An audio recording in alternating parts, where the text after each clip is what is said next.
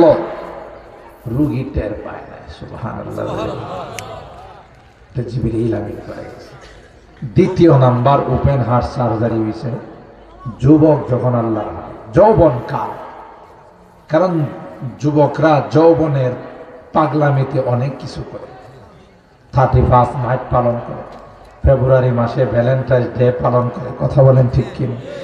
আরো যত নোংরামি আছে, যত বেহায়াপনা, সবগুলো করে। আল্লাহর হাবিব তো আর অন্য 8-10টা যুবকের মতো না। এই জন্য দ্বিতীয়বার ওপেন হার্ট সার্জারি হয়েছে যৌবনকালে।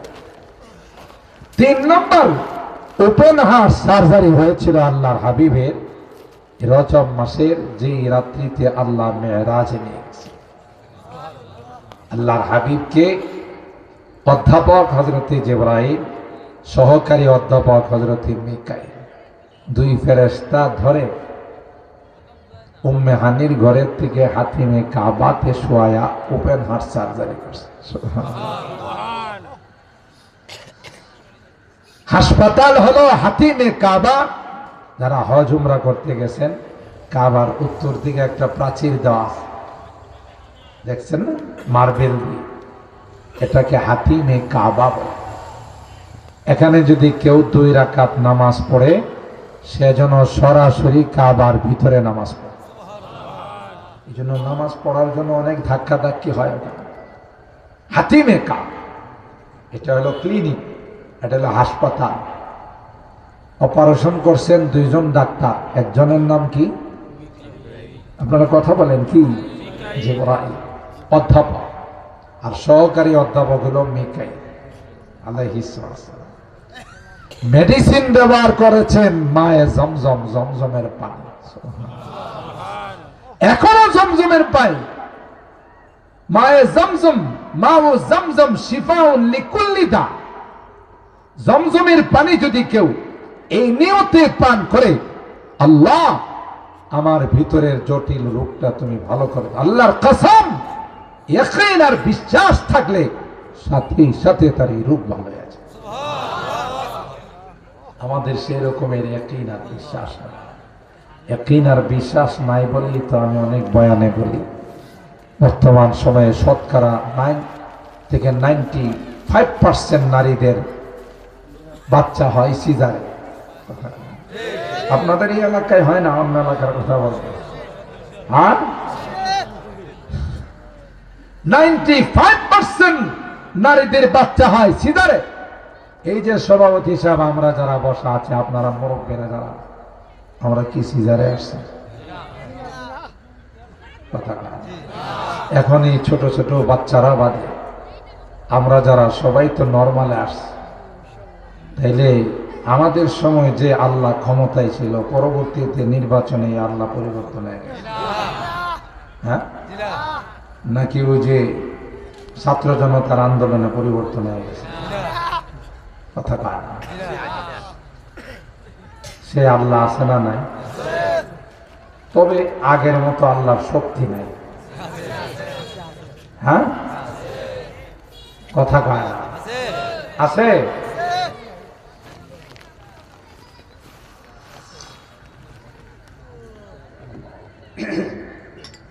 আলহামদুলিল্লাহ মান কদ্দারা খায়রান ওয়া খাবালা ওয়া শুকরু লিমান সাওয়ারা হুসনান ওয়া জামালা লা জিদ্দা ওয়ালা নিদ্দা ওয়ালা হাদ্দা লি মাওলা আল আনা কামা কানা ওয়া লাম ইয়ালকা যাওয়ালা। কবি বলেন, আমাদের রব, আমাদের আল্লাহ, তার কোনো ক্ষয় নেই, লয় নেই। কথা বলেন ঠিক কিনা? তিনি যেমন ছিলেন তেমন আছেন আল্লাহ। তার কোনো এন্টি নেই, তার কোনো বিরোধী নেই। কথা বলেন ঠিক কিনা? তাইলে মুসলমান, সে আল্লাহ আছে, তাইলে আগেকার মা দাদিদের বাচ্চা কেন নরমালে হতো? এখনকার মা বোনদের বাচ্চা নরমালে হয় না, সিজারে দরকার হয়।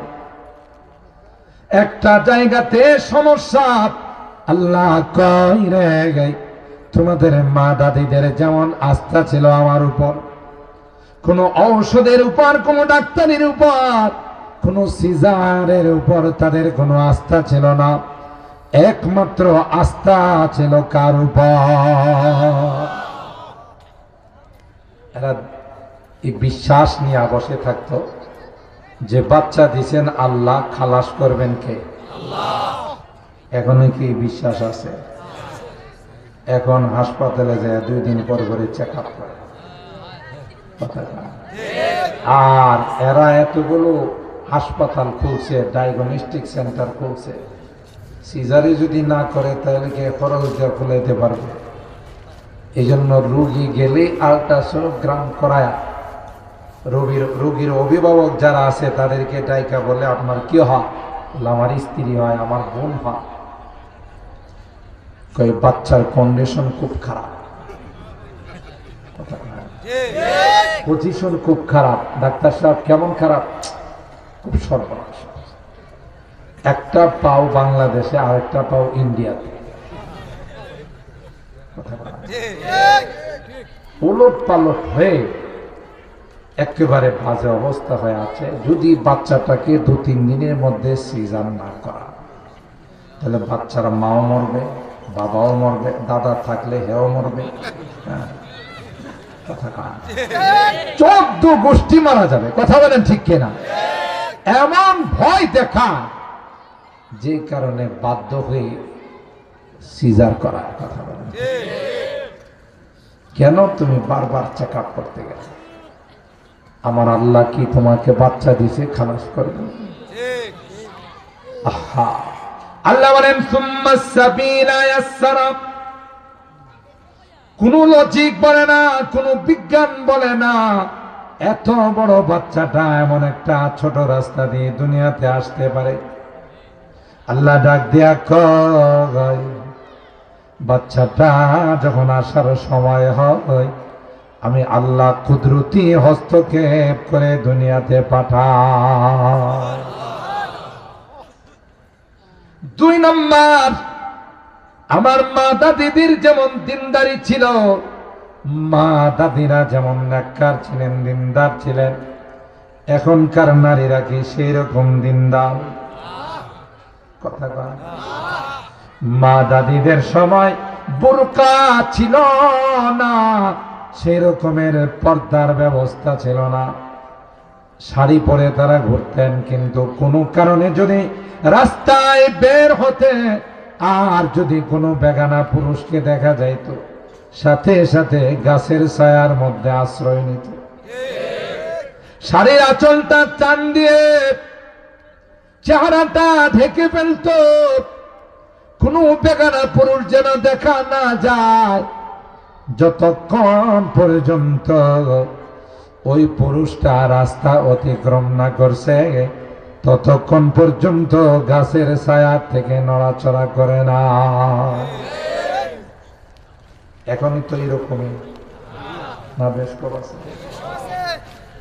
আপনাদের এলাকার বাজারে লেডিস কাস্টমার আছে কিনা আমার জানা নেই। হ্যাঁ, থাকলেও 2-1 জন। বাজারে গেলে মনে হয় অত্র অঞ্চলের যত পুরুষ আছে সব মারা গেছে, সব মহিলারাই বাজারের কাস্টমার। কোন পদ্মা নেই, উপেন বাহিরে চলাফেরা করে, দিনদারি নেই, নামাজ নেই। এই কারণে আজকাল 90 থেকে 95% মাদের বাচ্চা হয় সিজার। আল্লাহর কসম করে বলি, এখনো যদি আমাদের মা বোনরা আল্লাহর উপর পূর্ণাঙ্গ আস্থা রাখতে পারে, তাদের কাহারও বাচ্চা সিজারের দরকার হবে না। কথা বলেন ঠিক? হাদিসে কুদসির মধ্যে আল্লাহ তাআলা বলেন, আনা ইনদা যান্নি আবদি বি, আমার বান্দা আমার সঙ্গে যেই রকমের ধারণা রাখবে, আমি তার সঙ্গে সেই রকমের আচরণ করব। আস্থা সব মেশিনে চলে, আল্লাহর উপর আস্থা নাই, যে কারণে আজকে আমাদের এই ভয়াবহ পরিণতি। কথা বলেন ঠিক? তাহলে আল্লাহর ক্ষমতা আছে না? মায়ে জমজম আল্লাহর হাবিবের মেডিসিন। এই ওপেন হার্ট সার্জারি করে আল্লাহর হাবিবকে বাইতুল্লাহ থেকে বাইতুল মুকাদ্দাস সেকেন্ডের মধ্যে আল্লাহ পৌঁছাই দিয়েছেন। সুবহানাল্লাহ।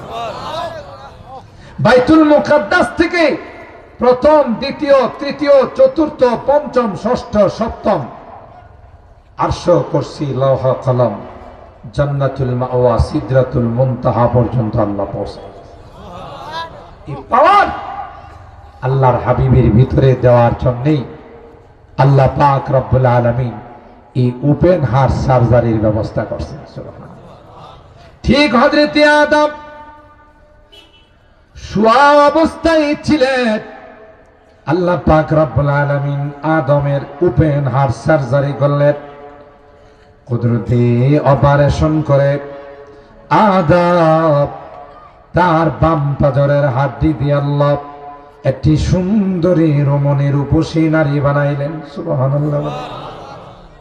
হযরতে আদম ঘুম থেকে উঠার পর তাকাইয়া দেখে ডান পাশে একজন সুন্দরী যুবতী নারী বসা, সুজা তার গায়ে হাত দিতে চাইলেন। সুবহানাল্লাহ। আসমান থেকে আল্লাহ ডাক দিয়া বলেন, মাহিয়া আদম হাত্তা তুআদ্দি মাহরাহা। এ আদম, গায়ে হাত দিলা, হাত দিতে গেলা কেন? তোমাকে তো হাত দেওয়ার জন্য বলি নাই।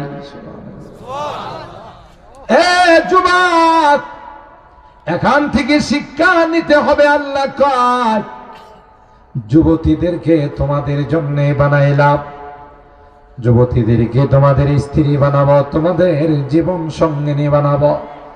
এ যুবক, কিন্তু তার গায়ে হাত দিতে হলে প্রেম করে নয়, ভালোবেসে নয়, বিবাহ বন্ধনের মাধ্যমে তাকে তোমার স্ত্রী বানাইয়া যতবার তার দিকে তাকাইবা ততবার সওয়াব।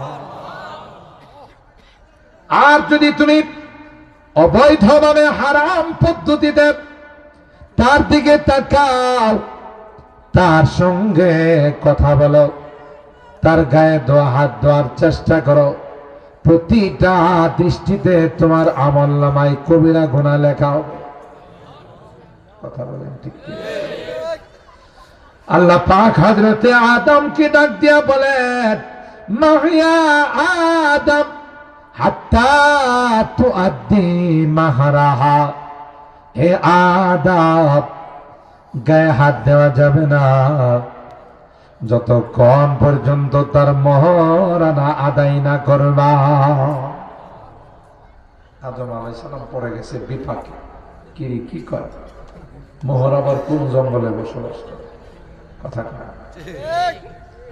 এর আগে কি আদম আলাইহিস সালাম কারো বিবাহ দেখছে? ওনার দাদি, ফুফু, খালাম্মা কেউ ছিল এর আগে? যখনই আল্লাহ বললেন হাত্তা তুআদ্দি মাহরাহা, আগে মহরানা আদায় করো, পরবর্তীতে তার গায়ে হাত দাও। এদিক সেদিক তাকায় আর আল্লাহরে ডাক দেখো, মা মাহর, এ মালিক, মোহর আদায় করতে বললাম, মোহর কি জিনিস আমি তো জানি। আল্লাহ বলেন, হাত্তা তুসাল্লি আলা হাবিবি আশারা সালাওয়াত। সুবহানাল্লাহ।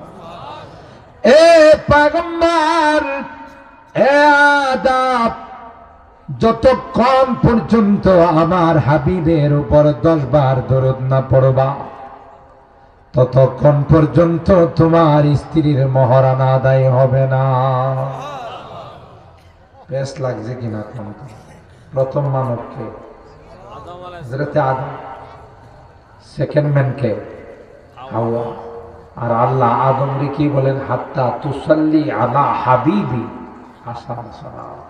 আমার দোস্তের উপর, আমার হাবিবের উপর যতক্ষণ পর্যন্ত 10 বার দরুদ না পড়বে, ততক্ষণ তোমার স্ত্রীর মহরানা আদায় হবে।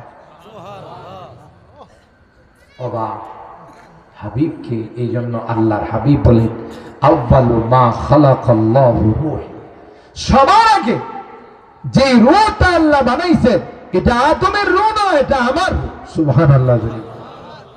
আউয়ালু মা সাইয়্যিদি আউয়ালু মা খালাকাল্লাহু, সবার আগে আল্লাহ যাকে নবুয়ত দান করছেন আদম নয়, আমি। নবুয়ত দিছেন আগে, পাঠাইছেন। মাহফিলের প্রধান যেমন আজকের এই মাহফিলের মধ্যম খতিবে বাংলা, ইনি কি মাগরিবের পর এসে বসে রয়েছে না লাস্টে আসবে? তো যে কোনো রাজনৈতিক সেমিনার বলেন, ইসলামী সম্মেলন বলেন, প্রধান যিনি উনি আসেন সবার লাস্ট।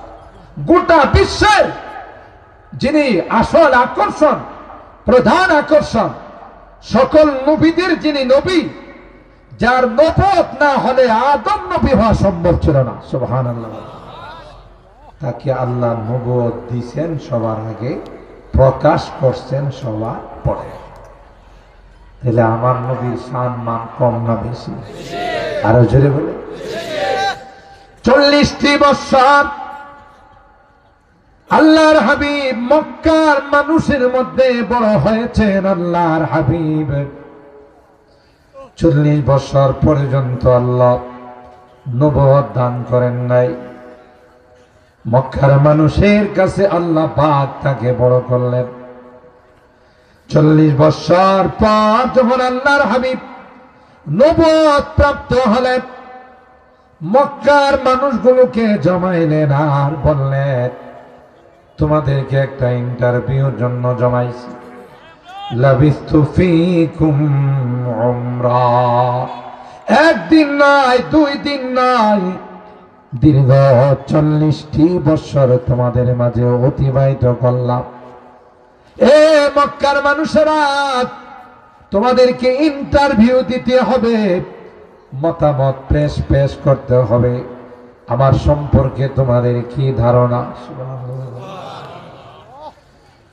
তারিখের কিতাব খুলে দেখুন, ইতিহাসের পাতা খুলে দেখুন, মক্কার মানুষগুলো একত্রিত হয়ে তখন বলেছিল, জাররাবনা কামিরারা ফালাম নাজিদকা ইল্লা সাদিকা। এ মুহাম্মদ, কি তুমি জানতে চাও? একবার নয়, 2 বার নয়, জীবনে বারবার তোমাকে ইন্টারভিউ নিয়েছি রে মুহাম্মদ। তোমার মতো সত্যবাদী, তোমার মতো আমানতদার পৃথিবীর মধ্যে দ্বিতীয় কেউ না।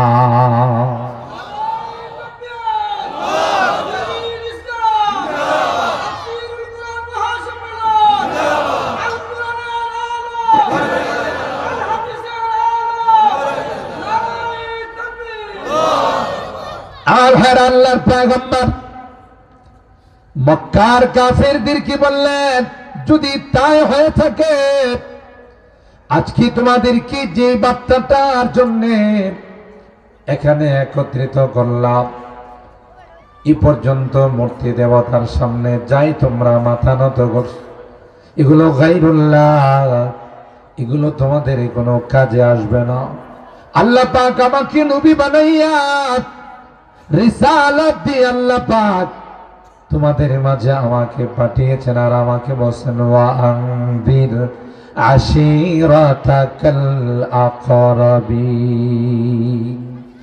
এ মুহাম্মদ, এ আমার পয়গম্বর, আপনার আত্মীয় স্বজন, আপনার পাড়া প্রতিবেশী, নিকটতম যারা আছেন তাদেরকে আপনি কলমার দাওয়াত দেন।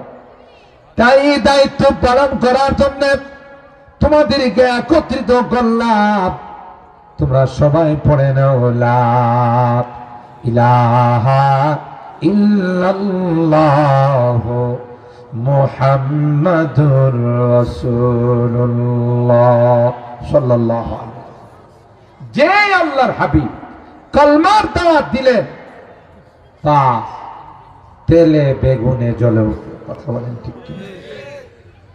সবচাইতে নিকটতম আল্লাহ নবীর চাচা আবু লাহাব পাথর নিয়ে আল্লাহ নবীর দিকে অগ্রসর হয়ে বলতেছে, তাব্বান সাইরাল ইয়াউম তাব্বান লাকা আলিহাযা জামাতানা, তুই ধ্বংস হয়ে যা। নাউযুবিল্লাহ। এই সামান্য একটা কথার জন্য আমাদের সময় নষ্ট করুন, আমাদেরকে জমা করুন, তুই বরবাদ হয়ে যা।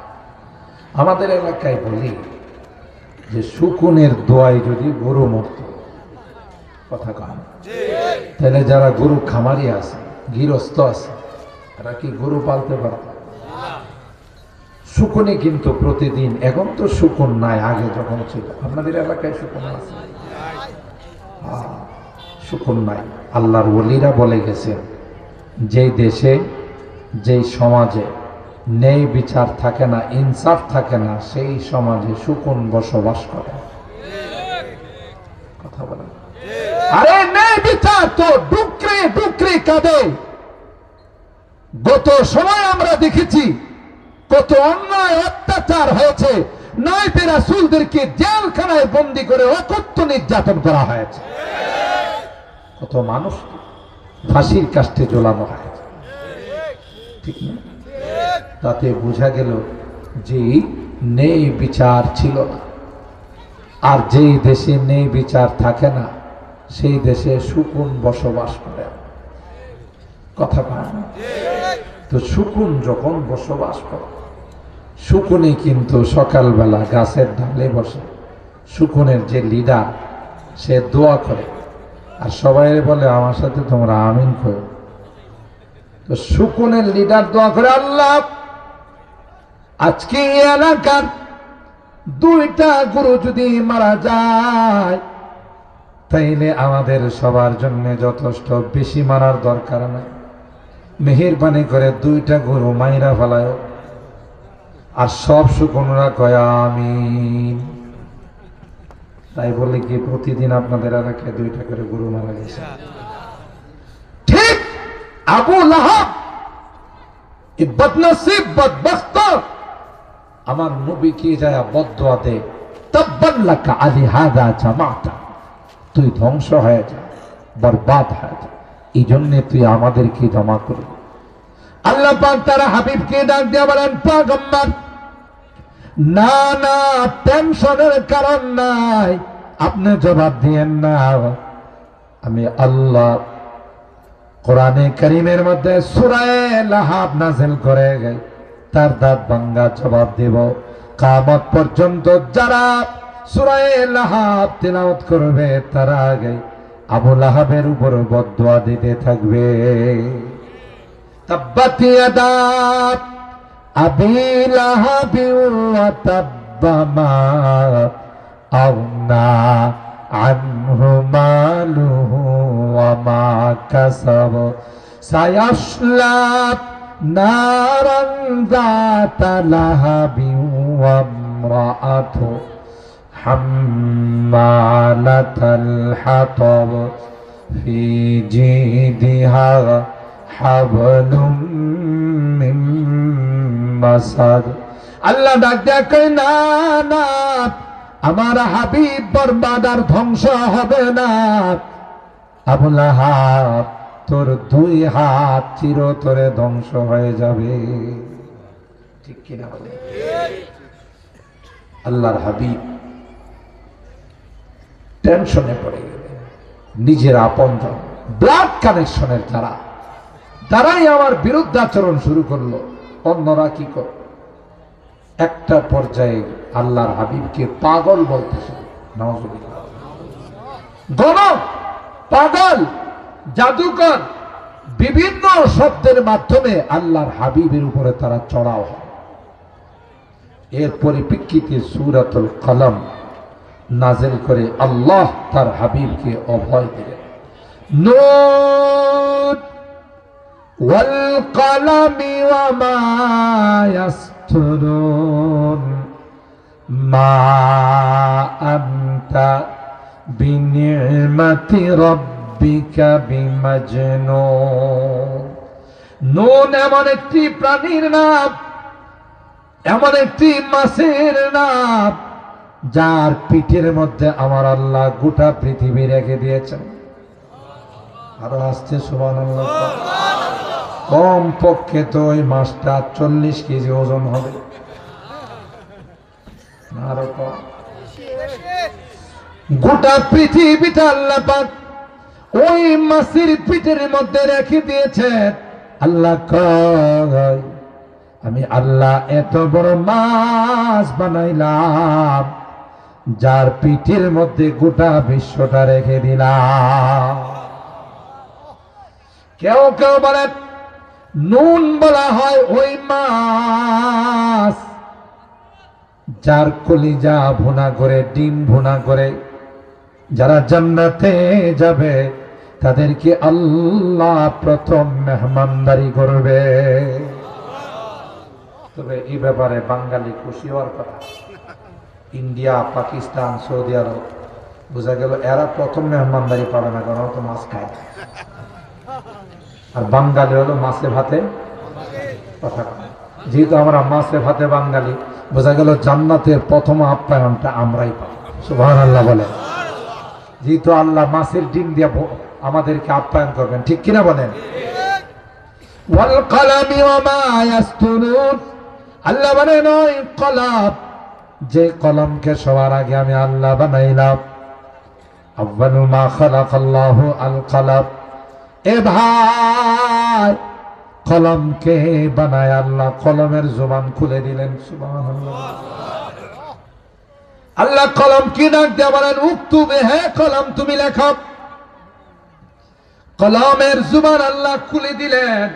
কলম সাথে সাথে আল্লাহকে বললেন, মা রাখতো, এ মালিক তুমি কি, তুমি যে আমাকে লেখার জন্য বললেন, আমি কি লিখবো গো, সেটা তো তুমি বলো নাই।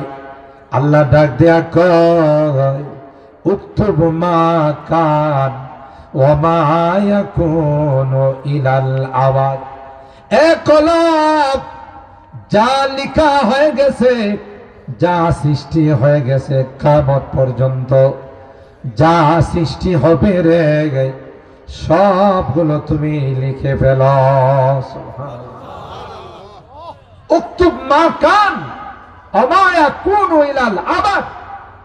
কোন কোন বর্ণনা আছে ওই কলম, যে কলম দিয়ে তাওরাত লেখা হয়েছে, হযরতে মারিয়াম আলাইহিস সালামের দায়িত্ব নেওয়ার জন্য যখন অভিভাবকদের মধ্যে বিভিন্ন রকমের তর্ক শুরু হয়ে গেল, আল্লাহ পাক ডাক দিয়া বলেন, ওই কলম, যে কলম দিয়ে তাওরাত লেখা হলো, ওই কলমটাকে নাম লিখে স্রোতের মধ্যে ছেড়ে দাও।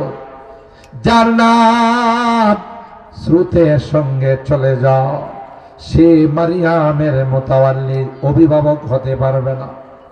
এভাবে প্রত্যেকেরই নাম দে, কলম তার নামগুলো নিয়ে স্রোতের সাথে চলে যায়। একটা পর্যায়ে হযরতে জাকারিয়া আলাইহিস সালাম তার নাম দিয়ে যখন কলম ছেড়ে দিল, কলম তখন স্রোতের সঙ্গে যায় না, কলম সোজা উল্টো দিকে উপরের দিকে চলে আসে। এই কলমের কসম। ওয়া মা ইয়াসতুরুন, কলম দিয়ে যা কিছু লেখা হয় সবগুলোর কসম কি আল্লাহ বলেন, মা আনতা বিনিমাতি রাব্বিকা বিমাজনুন। এ পয়গম্বর, যারা আপনাকে পাগল বলে, আপনি পাগল নয়। যারা আপনাকে পাগল বলে রে, তারাই হলো পাগল। ঠিক কিনা? আপনি পাগল নন, আপনি তো ইন্নাকা লাআলা খুলুকিন আযীম, সবচাইতে উত্তম চরিত্রের মালিক আপনি। আল্লাহু আকবার। লাকাদ কানা লাকুম ফি রাসূলিল্লাহি উসওয়াতুন হাসানাহ। আল্লাহ ডাক দেয়া কয়, তোমরা যদি কাহারো কোনো কিছু অনুসরণ করতে চাও, কাহারো আদর্শ কি যদি তোমরা ফলো করতে চাও, দুনিয়ার কোন নেতা নেত্রীর আদর্শ নয়, ফলো করো তো মুহাম্মদুর রাসূলুল্লাহ সাল্লাল্লাহু আলাইহি ওয়াসাল্লামের আদর্শকে ফলো করো, কারণ সবচেয়ে উত্তম আদর্শ দিয়া আমি আল্লাহ আমার হাবিবকে দুনিয়াতে পাঠাইলাম। মুহতারাম হাজিরিন, আল্লামা মুফতি শফি রহমতুল্লাহি আলাইহি আল্লাহর হাবিবের প্রশংসা শান অনেক লম্বা কবিতা লিখছিলেন। একটা পর্যায়ে লাস্টে এসে তিনি বলেন, আল্লাহর হাবিবের প্রশংসা, তার শান, তার মান গোটা বিশ্বের সমস্ত পানিগুলোকে যদি কালি বানানো, সমস্ত ঢালগুলোকে যদি কলম বানানো হয়, গোটা জীবন যদি তার প্রশংসা লিখতে থাকে, একটা অংশ সিকি পরিমাণও শেষ করা যায়। तेरे पेश नजर गुंबद खजराए हरम है, फिर पेश नजर गुंबद खजराए हरम है, फिर नाम खुदा रौज़ाए जन्नत में कदम है। लास्टे তিনি আয়েশা বলেন, दिल्लाते रसूल अरबी कहने को बेचाई, दिल्लाते रसूल अरबी कहने को बेचाई, आलम है तहायुर का जुबां है ना कलम है। কোনো কলম দিয়ে, কোনো কালি দিয়ে তার জীবনী লিখে, তার শান মান লিখে শেষ করা যাবে। আমরা ভাগ্যবান, মাত্র 60-70 বছর হায়াতের মালিক আল্লাহ আমাদেরকে সেই নবীর উম্মত বানার তৌফিক দিয়েছেন, আলহামদুলিল্লাহ। তাইলে আমাদের করণীয় এই মর্যাদা, এই শান আর এই মান আল্লাহর হাবিবের বরকতে আমরা পেয়েছি। আমাদের জীবনের প্রতিটি ক্ষেত্রে, ব্যক্তিগত জীবনে, পারিবারিক জীবনে, সামাজিক জীবনে, রাষ্ট্রীয় জীবনে আল্লাহ নবীর আদর্শকে বাস্তবায়ন করা। কথা বলেন ঠিক কিনা? করবো তো ইনশাআল্লাহ। হাত তুলে লিল্লাহি তাকবীর। সিলেটের মানুষের আওয়াজ এত আসতে হয়, লিল্লাহি তাকবীর, লিল্লাহি তাকবীর। কোরআন সুন্নাহর আলো, নারায়ে তাকবীর, আল কোরআনের আলো, আল হাদিসের আলো, তাফসীরুল কোরআন মহাসম্মেলন হযরত আল্লামা আব্দুল ওয়াদুদ কাশিমি সাহেব ঢাকা, উত্তর বাংলার তাফসীরুল কোরআন মহাসম্মেলন, নারায়ে তাকবীর। আল্লাহ আমাদের সবাইকে তৌফিক দান করুন, আমিন। মুহতারাম হাজিরিন, আমার বিষয়বস্তুর উপরে পাশাপাশি পবিত্র রজব মাসের আনুষঙ্গিকতার বিষয়ে আমি আপনাদের খেদমতে কিছু কথা তুলে ধরার চেষ্টা করেছি, তাফসীর করার চেষ্টা করেছি। আল্লাহ আমাদের সবাইকে এর উপর আমল করার তৌফিক দান। কমিটির পক্ষ থেকে তারানার 2টা অংশ শোনানোর জন্য অনুরোধ করছেন, সেই হিসাবে আমি 2টা লাইন শুনেই আপনাদেরকে নিয়ে মোনাজাত করে দেব ইনশাআল্লাহ।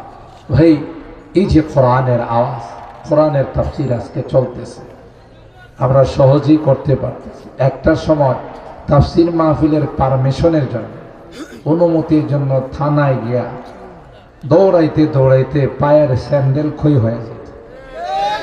কথা কয়, আমার জানা মতে ওয়াজ মাহফিল, তাফসীর মাহফিলের পারমিশনের জন্য থানাতে কিছু হাদিয়াও দেওয়া হয়েছে।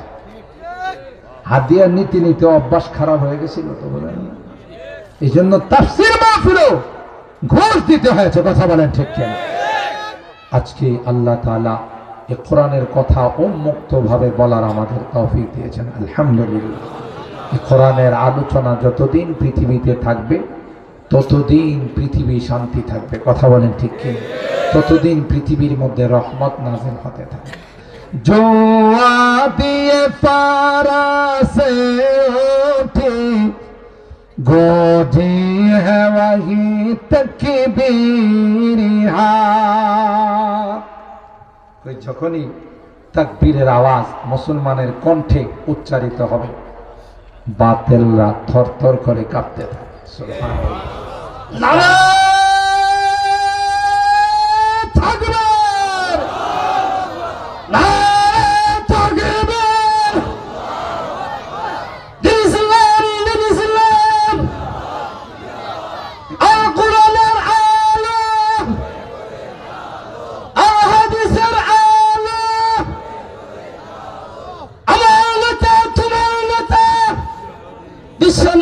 মুস্তফা আমার নেতা তোমার নেতা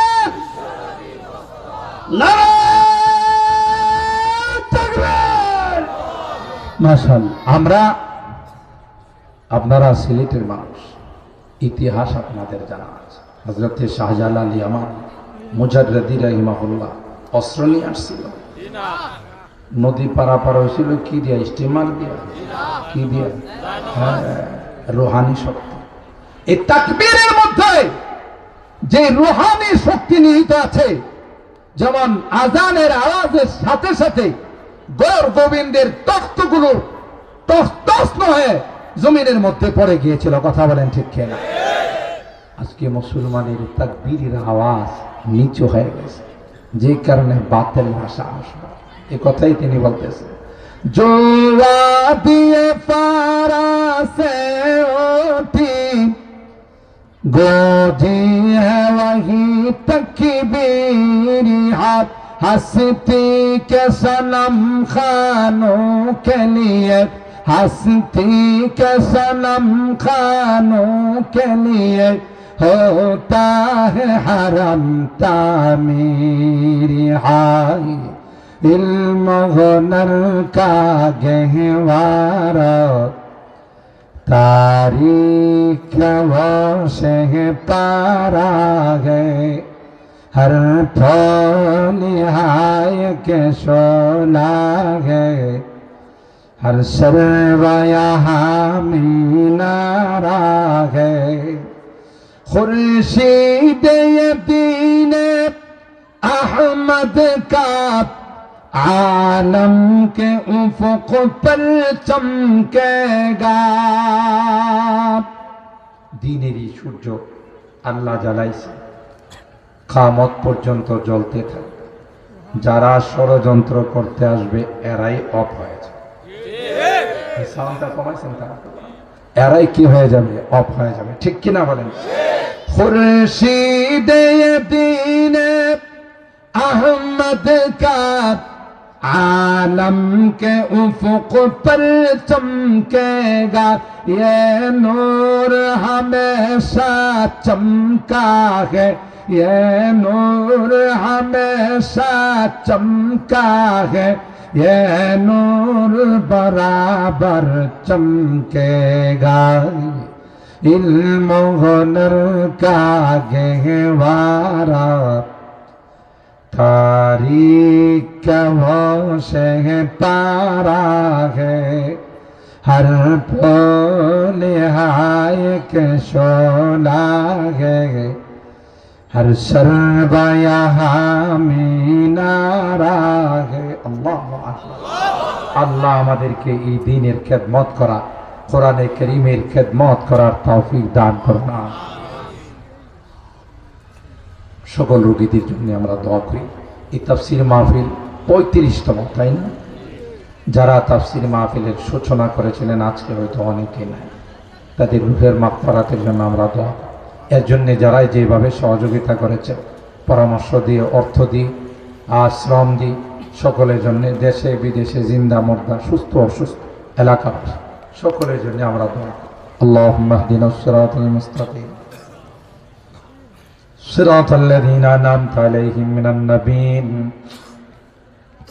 والصديقين والشهداء والصالحين ربنا ظلمنا أنفسنا وإن لم تغفر لنا وترحمنا لنكونن من الخاسرين ربنا فاغفر لنا ذنوبنا وكفر عنا سيئاتنا وتوفنا مع الأبرار رب ارحمهما كما ربياني صغيرا رب ارحمهما كما ربياني صغيرا رب العالمين আল্লাহ দীর্ঘক্ষণ পর্যন্ত বসে ঐতিহ্যবাহী তাফসীর মাহফিলে আল্লাহ কোরআনুল কারীমের তাফসীর শোনার পর আমরা কিছু সংখ্যক গুনাহগার বান্দা তোমার শাহী দরবারে হাত উঠাই। আল্লাহ মেহেরবানি করে জিন্দেগীর সকল গুনাহগুলোকে মাফ করে দাও। তাওবা করতেছি মালিক, আর জীবনে কোনো গুনাহ করব না, আর জীবনে কোনোদিন হারাম খাইব না, জীবনে কোনোদিন নামাজ ছাড়ব না আল্লাহ, কোনোদিন সুদি কারবার করব না। এ মালিক, কোনোদিন বেপরদায় চলব না। আজকের তাফসীর মাহফিলে বসে তাওবা কর আল্লাহ, মেহেরবানি করে আমাদের তাওবাগুলোকে কবুল করে। কিয়ামতের কঠিন ময়দানে আমাদেরকে তুমি গুনাহগার বলে ডাক দিও না। এ মালিক, কোরআনে পড়েছি আল্লাহ, গুনাহগারদেরকে তুমি গুনাহগার বলে ডাক দিও, আর বলবে ওয়ামতা যুলিয়াউমা আইয়ুহাল মুজরিমুন, এ পাপিষ্ঠের দলেরা আমার নেককার বান্দাদের থেকে আলাদা হয়ে গেল। ওই দিন যদি আমাদেরকে তুমি গুনাহগার বলে ডাক দাও, কার কাছে যাব, কে আমাদেরকে মাফ করো? তাই তো ভিক্ষুকের মতো, কাঙ্গালের মতো দুইখানা হাত বাড়াইলাম। আল্লাহ, মেহেরবানি করে আমাদের তাওবাগুলোকে কবুল করে দাও। আমাদের রোগীদেরকে পরিপূর্ণ শিফা নসিব করে দাও, অভাবীদের অভাবকে দূর করে দাও, পেরেশানিওয়ালাদের পেরেশানিকে দূর করে দাও, মুসিবত জাদাদেরকে মুসিবত থেকে উদ্ধার করে দাও ইয়া রাব্বাল আলামিন। আল্লাহ, আজকের তাফসীর মাহফিলে যারা যেভাবে দান খায়রাত করেছে, সহযোগিতা করেছেন, আল্লাহ সকলের দানগুলোকে কবুল করে নাও। আমাদের অনেকেরই সন্তানেরা বিদেশের বাড়িতে আছে আল্লাহ, তাদের কামাই রুজি রোজগারে বরকত দিয়ে দিও, আসমানি জমিনি বিপদ আপদ থেকে হিফাজত করি। আমার মুরব্বীদেরকে আবু বকরের মতো বানাই দিও, কলিজা টুকরা যুবকদেরকে জান্নাতি যুবক বানাই দিও, পর্দার আড়ালের মা বোনদেরকে আবেদা জাহেদা সালেহা নেককার দিনদার হিসাবে কবুল করো ইয়া রাব্বাল আলামিন। আল্লাহ, আমরা যারা হাত উঠাইছি আল্লাহ, আমাদের অনেকেরই মা নাই, বাবা নাই রে আল্লাহ, কতদিন হয়ে গেল আল্লাহ, অন্ধকার কবরে ইয়তীম বানায়া শোয়াই দিয়ে আসলাম। অন্ধকার কবরে আল্লাহ, কোনো বিছানা নাই, কোনো লাইটিং এর ব্যবস্থা নাই। আল্লাহ, মেহেরবানি করে আমাদের মা বাবাকে মাফ করে দাও। আল্লাহ, তারা যদি গুনার কারণে জাহান্নামের আসামি হয়ে থাকে, আমরা তোমার কাছে মাফ চাই, ক্ষমা চাই। আল্লাহ, মেহেরবানি করে আমাদের মা বাবাকে মাফ করে দিও, তাদের কবরগুলো জান্নাতের বাগান বানাই দিও। আমাদের অনেকের সন্তানেরা বিদেশের বাড়িতে আছে আল্লাহ, তাদেরকে সহি সালামতে রাখো, তাদের কামাই রোজি রোজগারে বরকত নসিব করে দিও, আবার সহি সালামতে আমাদের কোলে জমে পৌঁছাই দিও ইয়া রাব্বাল আলামিন। আল্লাহ, জানি না কার জীবনের শেষ মোনাজাতে হাত উঠেছে, হতে পারে আগামী তাফসীর মাহফিল আমার ভাগ্যে জুটবে না। আল্লাহ, তোমার কাছে যদি তুমি ডাক দিয়ে নিয়ে যাও, মালাকুল মউতের হাতে যদি সুপর্দ করো, যেদিন তুমি ডাক দিবে আল্লাহ, কলমা নসিব করে দুনিয়ার থেকে নিও, ঈমান নসিব করে দুনিয়ার থেকে নিও। আল্লাহ, আমি যদিও গুনাহগার, অনেক আলেম ওলামাদেরকে নিয়ে হাত উঠাইছি আল্লাহ, সাদা দাড়িওয়ালা মুরব্বীদেরকে নিয়ে হাত উঠাইছি, কলিজার টুকরা যুবকদেরকে নিয়ে হাত উঠাই। আল্লাহ, তোমার নবী কয় মুসাফিরের হাত নাকি তুমি ফেরত দাও না। এ মালিক, যাদের হাত খানা পছন্দ হয়, সে হাতের ওসিলায় আমাদের দোয়াগুলোকে কবুল করে নাও। রব্বানা তাকাব্বাল মিন্না ইন্নাকা আনতাস সামিউল আলিম ওয়া তুব আলাইনা ইন্নাকা আনতাত তাওয়াবুর রহিম। সুবহানা রাব্বিকা রাব্বিল ইজ্জাতি আম্মা ইয়াসিফুন ওয়া সালামুন আলাল মুরসালিন والحمد لله رب العالمين. السلام عليكم. وعليكم السلام ورحمة الله.